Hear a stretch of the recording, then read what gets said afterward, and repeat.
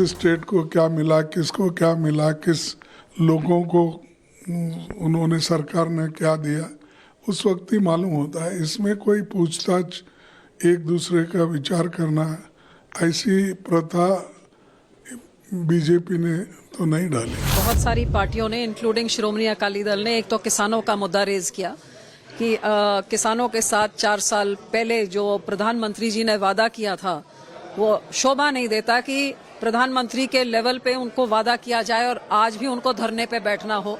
तो किसानों के मुद्दों को एड्रेस करना चाहिए। जेडीयू के नेता बहुत सारे लोग कह रहे हैं कि नहीं, हम लोग का एजेंडा है और हम लोग तभी कहने का मतलब सेंट्रल को सपोर्ट किए हैं, उन लोगों ने कहा है, इस प्रकार से बातें होती हैं। तो नेताओं को आपने सुन लिया, बड़ी बड़ी बातें कही जा रही हैं, लेकिन आपको भी उम्मीद है आपके लिए क्या मिलेगा। अगली खबर आपको बताने वाला हूं। अगली खबर बड़ी दिलचस्प खबर है दर्शकों। मॉनसून सत्र का एजेंडा सेट हो गया, लेकिन क्या होगा, किन राज्यों से उठी विशेष दर्जे की मांग, ये बताऊंगा। डिप्टी स्पीकर पर क्या नतीजा निकला है और सर्वदलीय बैठक में विपक्ष की मांगों का पूरा एक्सरे हमने किया है दर्शकों। बड़ी बात, अभी तक आपने पिछला सत्र भूले नहीं होंगे जब शपथ हुई थी, उसके बाद कितना हंगामा हुआ था, ये किसी ने नहीं अभी तक भूला होगा, सबको याद होगा क्या क्या हुआ था।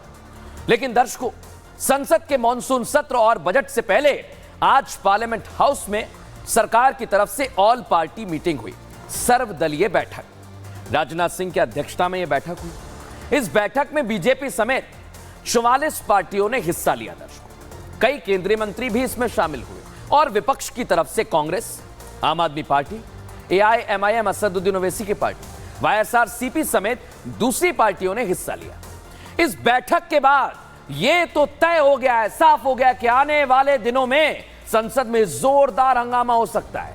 नीतीश कुमार ने एक तरफ जहां मोदी सरकार की टेंशन को बढ़ा दिया है, तो दूसरी तरफ बजट से पहले हुई सर्वदलीय बैठक में कई ऐसे मुद्दे भी उठे जिससे संसद के हंगामेदार होने की आशंका बहुत ज्यादा बढ़ गई है दर्शकों। जबकि सर्वदलीय बैठक मॉनसून सत्र के संसद अच्छे से चलने के लिए बुलाई जाती है ताकि सब बैठ के बात कर लें कि कोई हंगामा नहीं होगा।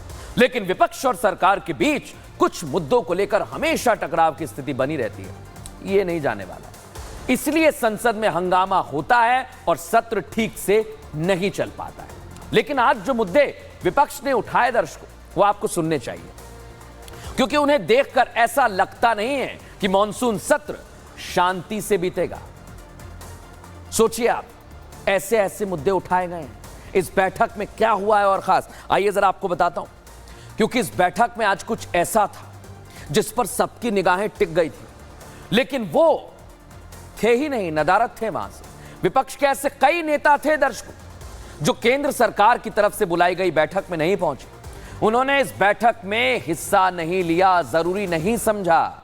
मैं आपको बताता हूं वो कौन से नेता हैं, आप भी हैरान रह जाएंगे दर्शकों। इस ऑल पार्टी मीट में पश्चिम बंगाल की मुख्यमंत्री ममता बनर्जी अखिलेश यादव के साथ दिख रही हैं, नहीं पहुंचे, गायब रहे। और खुद अखिलेश यादव जो बगल में खड़े हुए हैं वो भी इस बैठक का हिस्सा नहीं रहे। दिल्ली में जब सर्वदलीय बैठक थी, चल रही थी, तब ये दोनों कोलकाता के अंदर शहीद सभा के अवसर पर मंच साझा कर रहे थे। अब यहां सवाल क्या होता है, शहीद सभा में मौजूद रहने का नहीं बल्कि सियासत करने का सवाल।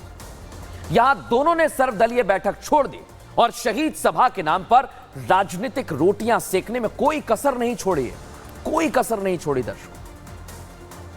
लेकिन बड़ी बात क्या है, सर्वदलीय बैठक हो रही है, उम्मीद की जा रही है कि आप लोगों की काम हो, लेकिन यहां पर भी क्या होगा, हंगामा। देखिए रिपोर्ट। मैंने लोकसभा में भी कहा और आज भी कहता हूं, जो दिल्ली में सरकार में बैठे लोग हैं वो सरकार चलने वाली नहीं है, वो सरकार गिरने वाली है। यूपी में जो खेल आपने दिखाया, अभी तो बीजेपी को रिजाइन करना चाहिए था, लेकिन उसको शर्म कम होता है। आपको थोड़ा से दिन इंतजार करने पड़ेगा। वो स्टेबल गवर्नमेंट नहीं है, कोई भी दिन हो जा सकता है। ये सुन लिया आपने, क्या निशाना साधा गया। इंडिया अलायंस के नेताओं ने पश्चिम बंगाल से केंद्र सरकार पर निशाना साधा है दर्शकों, दोनों को मैंने आपको सुनवाया। लेकिन गृह मंत्री अमित शाह ने महाराष्ट्र की धरती से कांग्रेस को आड़े हाथों लिया है। केंद्रीय गृह मंत्री अमित शाह पुणे में बीजेपी की बैठक में कांग्रेस नेता राहुल गांधी पर जमकर बरसे। अमित शाह ने राहुल गांधी पर निशाना साधते हुए उन पर 2024 के लोकसभा चुनाव में पार्टी की हार के बावजूद अहंकार दिखाने का आरोप लगा दिया है। गृह मंत्री अमित शाह ने इंडी गठबंधन को ललकारते हुए कहा है, महाराष्ट्र, झारखंड और हरियाणा में हमारे आगामी विधानसभा चुनाव जीतने के बाद राहुल गांधी का यह अहंकार चूर चूर हो जाएगा। और इतना ही नहीं, गृह मंत्री अमित शाह ने राहुल गांधी ही नहीं, मराठा रिजर्वेशन की बात करते हुए शरद पवार को भी आड़े हाथों लिया। गृह मंत्री अमित शाह ने क्या कहा है, सुनिए जरा। मेरे राजनीतिक जीवन में कई जय पराजय देखे, परंतु मैंने जीवन में कई लोगों को जीतने के बाद अहंकारी होते हुए भी देखा है। जीतने के बाद अहंकार आना, इसका आपको सैकड़ों उदाहरण दुनिया भर की राजनीति में मिलेगा, मगर एक अनूठा उदाहरण राहुल गांधी दुनिया को दे रहे, वो हारने के बाद अहंकारी हो गए। एक बार महाराष्ट्र, हरियाणा और झारखंड हम जीत लेते, ये राहुल गांधी का अहंकार चूर चूर हो जाएगा। मैं सोच समझकर ये वाक्य बोल रहा हूं। जब जब महाराष्ट्र में भाजपा सरकार आती है, मराठा रिजर्वेशन प्राप्त होता है, और जब जब शरद पवार की सरकार आती है, मराठा रिजर्वेशन गायब हो जाता है। लेकिन दर्शकों, आप सोच रहे होंगे वार पलटवार क्यों हो रहा है, विपक्ष कौन सी अपनी रणनीति बना रहा है? तो आपको बता रहा हूं, आज हमारे सामने दो केस हैं। अध्यक्ष पद पर क्या हुआ था आप सबको याद है, पहले वोटिंग की मांग, फिर चले गए। लेकिन अब डिप्टी स्पीकर पर कांग्रेस ने लोकसभा में अपना पद मांगा है और नीट मामले में लोकसभा में चर्चा की मांग भी उठाई।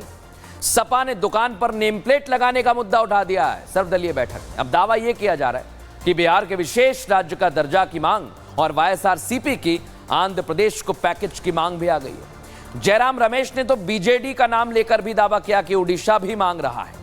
लेकिन ये सब कुछ किया जा रहा है, हंगामा होगा, ये तय माना जा रहा है। दर्शकों, हमारा केस 2 क्या कहता है, आपसे जुड़ा हुआ है, क्योंकि जनता के पैसे से देश की संसद चलती है। विपक्ष जनता के मुद्दे की बात नहीं कर रहा है, उस पर चर्चा नहीं चाहता। जनता की आवाज क्यों नहीं बन रहा है विपक्ष, ये हमारा सवाल है। बात करिए, संसद में 1-1 मिनट की कार्यवाही बहुत महंगी होती है दर्शकों। 1 मिनट में करीब 2.5 लाख रुपए खर्च हो जाते हैं, यानी हर घंटे 1.5 करोड़ रुपए खर्च होते हैं। सोचिए आप, 1.5 करोड़। ये खर्च सांसदों को मिलने वाली सैलरी और अलाउंस है, सचिवालय स्टाफ की सैलरी है, सुविधाएं हैं, सांसदों की सुविधाएं हैं, वो आपके पैसे से मिल रही है।